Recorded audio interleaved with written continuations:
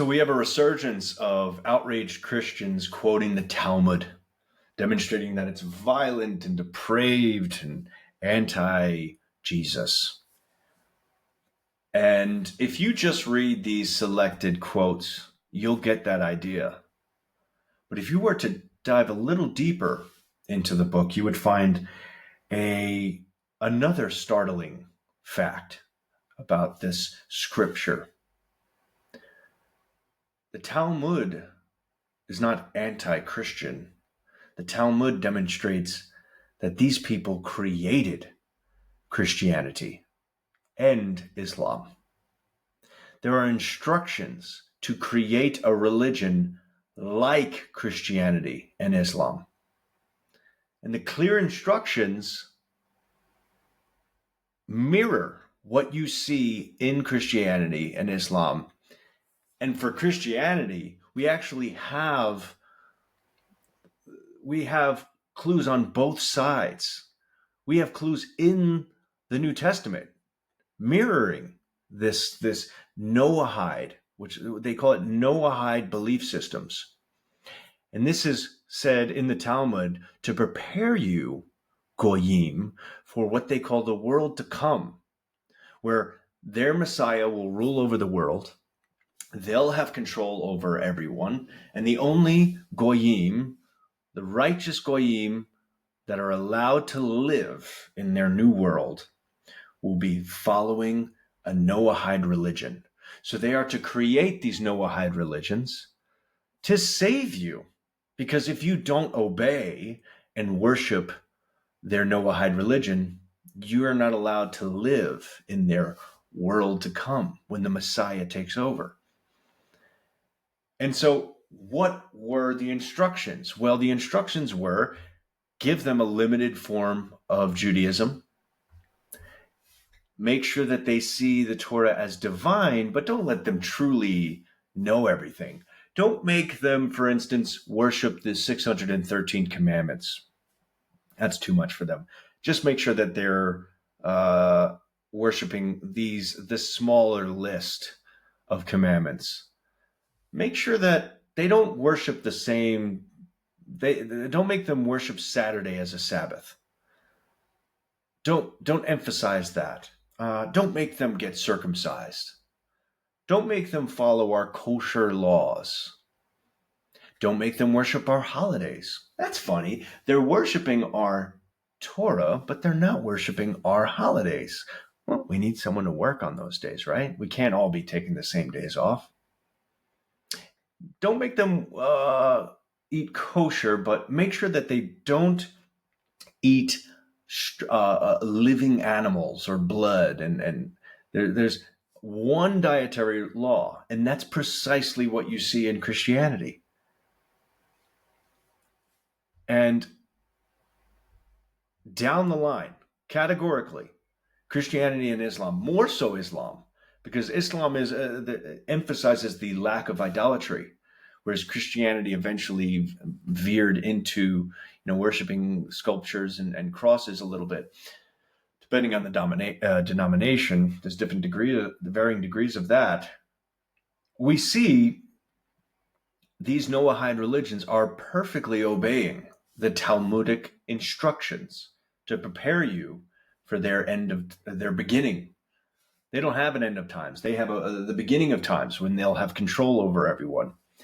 And so to really emphasize this, in the New Testament, in Acts 15, the Hebrew leaders that are creating Christianity discuss with themselves, hey, what should the rules be for these Goyim, these Gentiles?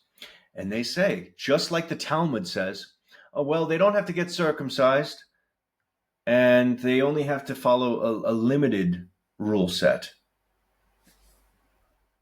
Paul, who has the earliest writings from Christianity that we have, he emphasizes everything the Talmud's saying. He says they don't have to get circumcised. They don't have to eat kosher. They don't have Saturday as their Sabbath. Just focus on morality. Let's just influence their behavior. Now, what is Jesus, the character Jesus that they created for you, what does he think? Well, he's very clearly in line with this. He thinks he's better than everyone else. He thinks that his people are better than the Goyim. Take an example. In Matthew 15:24, a Goyim woman begs him for a miracle, and he is repulsed by her. He says, I have only come to save the lost sheep of Israel. It is not right to take bread from the children of God and give them to dogs. Now, dogs was a racial slur for the Goy at the time. So he's referring to her as a secondary creature. You are not a chosen one. You're not one of us. I'm not going to help you. And only after she begs and says, yes, but even a dog can eat the crumbs underneath their master. And he takes delight in this. He says, I like your style. You've admitted that you're nothing, that you're less than me, that you're not one of the chosen people, but you have faith in my cult, and so I will help you. And he tells his followers, don't just help anyone, only help the lost sheep of Israel. Not only am I only meant to do that, you guys as well are not supposed to just help anyone. And a lot of people confuse this idea of love thy neighbor. He's saying neighbor. Love thy neighbor. The guy that lives next to you. He's not talking about you and I, depending on who you are. And you got to understand, there was a divide. We can go through the whole timeline, but to skip to the part that matters here, a lot of people don't realize that there was a divide in Judaism. When Alexander the Great came in, there's this explosion of Greek influence.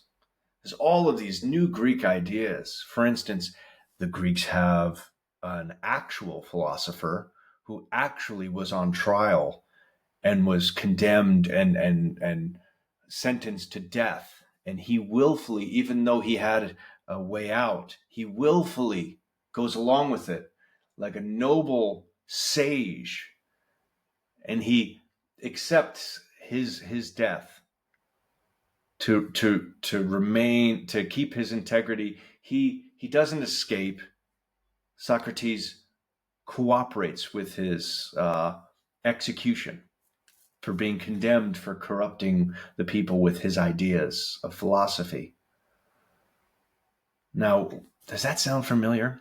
Let's see if this sounds familiar. The Greeks had a wine god who was the son of a main god, who's crucified, descends, comes back to life, just like many other dying and rising gods. Please look up a list of dying and rising gods that all resemble the same archetype. Dionysus, the wine god, can turn water into wine. And the Dionysus, the Greeks had a cult where to be initiated, they would pour water over your head, and they had a ritual where they would eat a bit of bread, which was symbolized as Dionysus's flesh, and they would drink a little bit of wine to symbolize his blood. And this practice goes way back. It's called mystery cult tradition. It's a very effective cult tradition where you have these rituals and you only give a little bit of information the more you come. Scientology, great example. You only get more information about Xenu when you can pay. Oh, you can't pay? Well, you'll work at the desk for the next month, and then you'll get some more information. And you keep the breadcrumbs to keep people coming.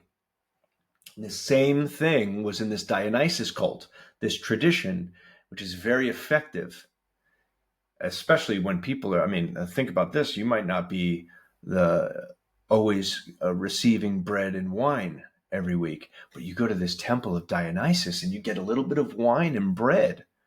Very popular idea, right? The same thing is seen as in the Osiris cult, another god that is killed, descends, and comes back to life. It's an archetype.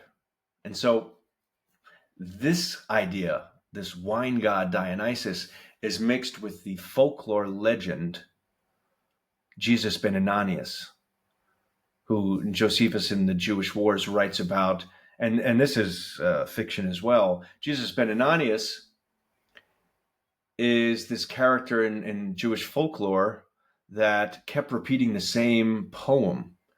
He would basically prophesize that the Romans were coming to siege Jerusalem, and that eventually they think he's mad. They bring him to trial. He's sort of condemned as mad, and then the Romans do come in, and he was right all along. And so these two characters are integrated with what was originally just a character in Revelations, the oldest Christian writings. When you dismiss all of the fabricated pre-gospel texts, you see that none of them are talking about a flesh Jesus. They're talking about a celestial being that is killed in the celestial world, in the spiritual realm. And he goes through these struggles up in the heavens, right? He's battling these forces in another realm. He's not one of us. But that was so popular that people start making their own sort of fan fiction.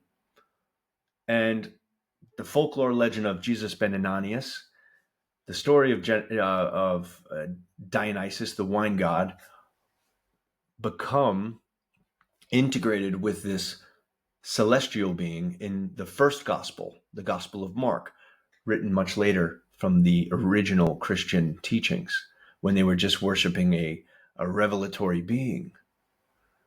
And so the people that created this faith, this Christian faith, come from the Greek-influenced, more progressive Judaism. And at the time, there were conservative Hebrews trying to maintain what they had at the time. So all these accusations, those aren't the real Hebrews, those aren't the... Yeah, there's infighting. You're talking about, there was an early split.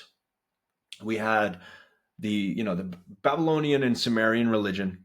Those trickle down into a polytheistic religion called Yahwehism, where Babylonian and Sumerian folklore is sort of Hebrewfied. And so they have multiple gods, including the goddess Asherah, which is censored in the Old Testament. But prior to that, there was a goddess. And a lot of these stories were multiple characters. And so they eventually become influenced by monotheism.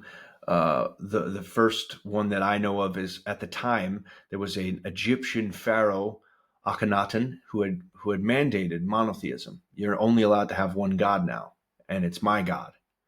And so at the same time, in a similar timeline, this Yahwehism turns into monotheistic Judaism. This is influenced further when the Persians take over. They have two gods.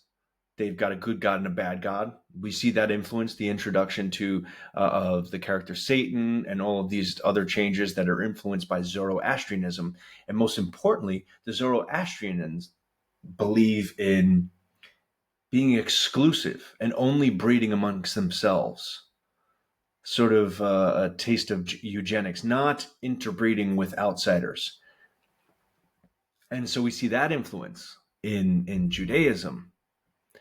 But then they split. When Alexander the Great comes in, there is a Greek version and a rabbinic Judaism. So when you see a lot of people get confused at the infighting, thinking that, oh, that's sort of anti-Semitism. But no, it's not. Christianity is Judaism. It's a form of Judaism specifically created for the Goyim, just as the Islam religion was a Noahide religion specifically created for another group of people whom are also goyim, but they're perfectly made. And you don't want to just have one big Noahide religion. That wouldn't be safe if we just made everyone have the same religion. No, then we couldn't have a bunch of crusades and they wouldn't be at war with each other. We can't have that. And let's think about it. When you're creating a religion for another group of people, wouldn't it be convenient if your religion says, if someone's coming to hurt you, rise early and strike them first? That's what the Judaism teaches. Whereas they taught the Goyim, if someone strikes you, let them strike you again on the other cheek. Be a complete pacifist. Don't try to fight back or enforce laws. No. Be cooperative.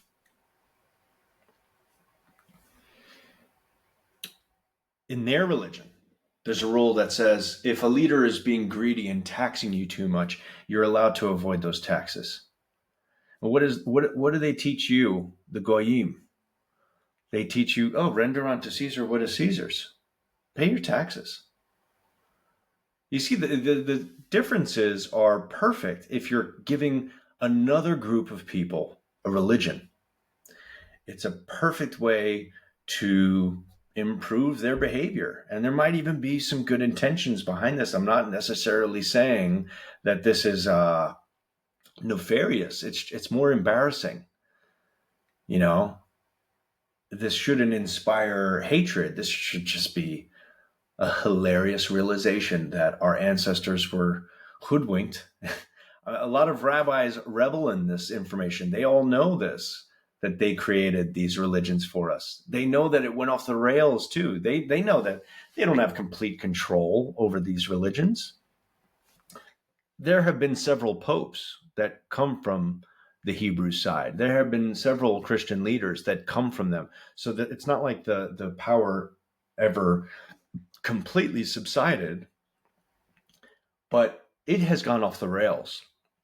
Positive Christianity in Germany stripped away all of these Hebrew influences, reconstructed a sort of pure Christianity that is quite literally anti-Semitic. It reverses all of this. They didn't want that to happen. That wasn't allowed to stay. They can't have a faith like that. No. And so there's examples, and they don't want Islam to be rabidly violent towards them. None of that was intended. But the initial providence of these religions were Noahide cults created for the Goyim to prepare them for the world to come. They have to make the world monotheistic. They have to get people to stop worshiping idols. And they have to give them some morality, which is what they did. We look at Islam. It's the same thing. Monotheistic, ban murder, theft, adultery, create courts, give them basic dietary rules. So they have the halal, which, is not completely kosher. It's its own thing. It's a basis for dietary rules. They can't consume blood, for instance. That's what the Noahide instructions give. Just give them these basic dietary rules. And even, Islam anticipates the Mahdi, it's aligning with the anticipation of a Jewish messianic expectation of Gentile submission. And so Avada Zarah 2a in the Talmud. Righteous Gentiles have a place in the world to come if they follow Noahide laws. Hilkat Malachim. Sorry, I can't pronounce these Talmudic chapters. Gentiles who accept Noahide laws are righteous, but still subordinate.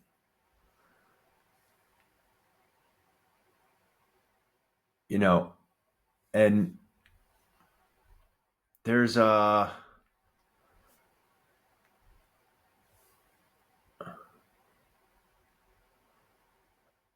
think at the end of the day, if you're concerned with Judaism and you're posting these Talmudic quotes, it should not stop there. If you're really disturbed by this belief structure and you think that it's problematic, you don't need to go into the Talmud. There's violence in your Old Testament. And that violence is also just as racist. Moses says horrible things. He didn't, the character Moses, who didn't exist at all. He says horrible things. He gives horrible orders that are also racist, not just random violence, racist violence, saying that we are superior than other people. They are lesser. And so you don't need to dig into the Talmud.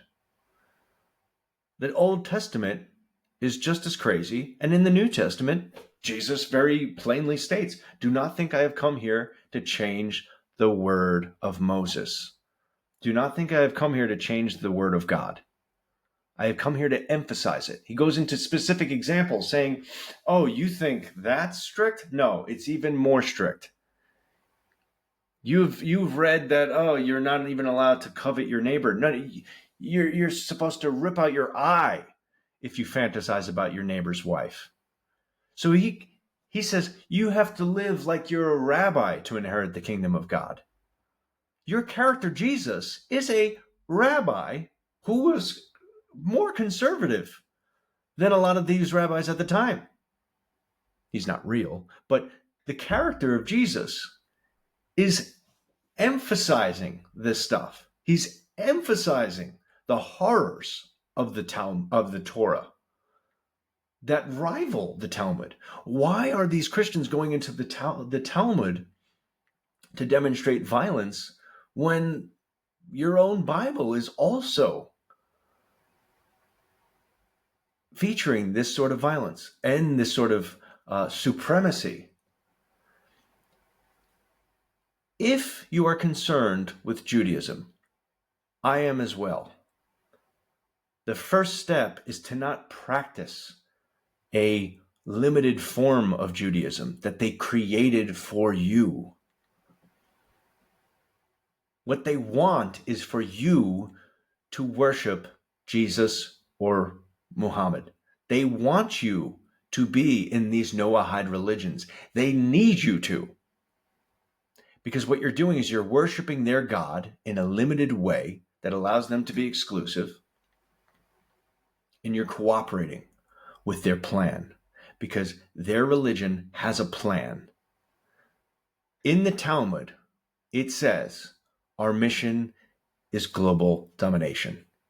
The Messiah will come and he will control everyone. And the only people we will allow to live are those cooperating with our plan of Noahide religion. Our constructs, these cults we've created for the Goyim, are their only path to be allowed to live.